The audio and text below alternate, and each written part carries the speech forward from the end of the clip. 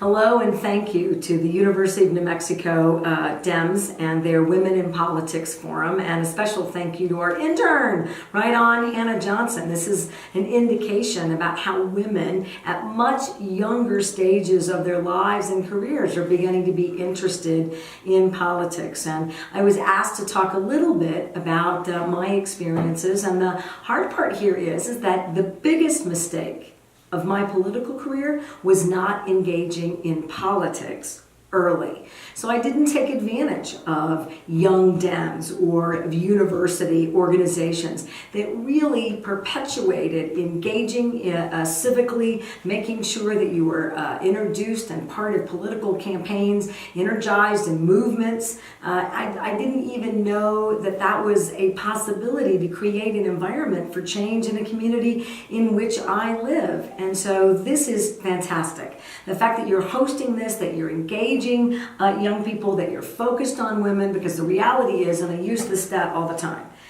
every study indicates that when you have a tipping point of women, so whether it's in the private sector or whether it's in the public and political sector, that women actually do better in these positions if there are women in leadership positions. So think about that. They make more money, they're more philanthropically involved, the satisfaction rate of employees meeting their goals and missions higher than companies that don't have that, or public sector environments. And for elected leaders, women do family and health policy and children's and child well-being policy at higher rates than men.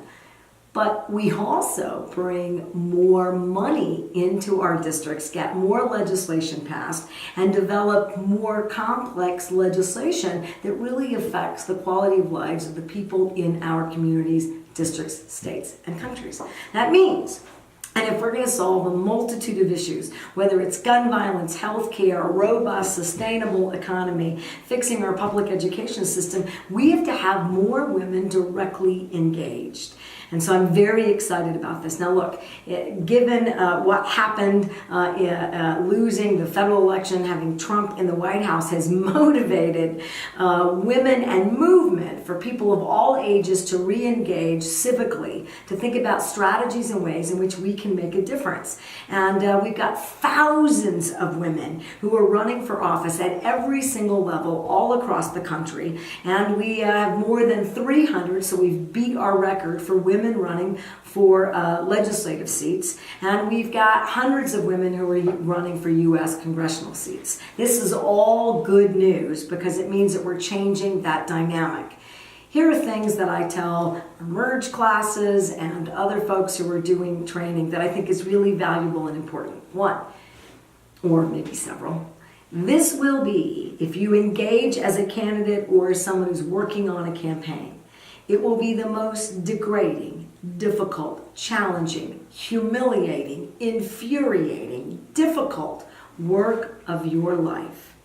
And somehow it will all be worth it. And every time I get a call from a constituent who thanks me for getting their Medal of Honor, for finding their veterans' documents so that they can get their disability or their veterans' health care, for getting underpayments redressed by Social Security, for saving someone's house, for getting them access to health care. Everything I do, the honor of serving in this job, is completely worth it. In your efforts today, talk about the differences still, however, outside of this movement, and engaging much earlier in the process about the challenges that still face women as candidates.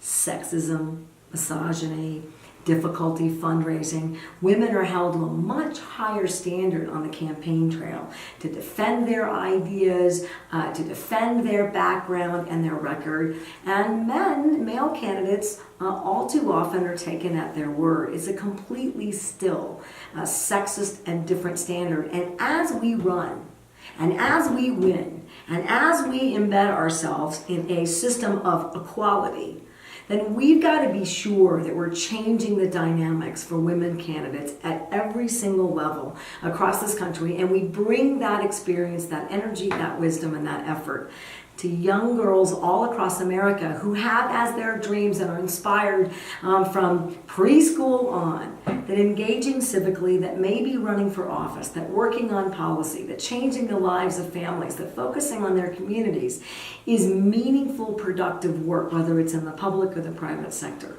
You guys are going to make such a difference, you gals, and I'm so excited. Again, I want to thank the University of New Mexico Dems. I want to thank the women who are participating in this event.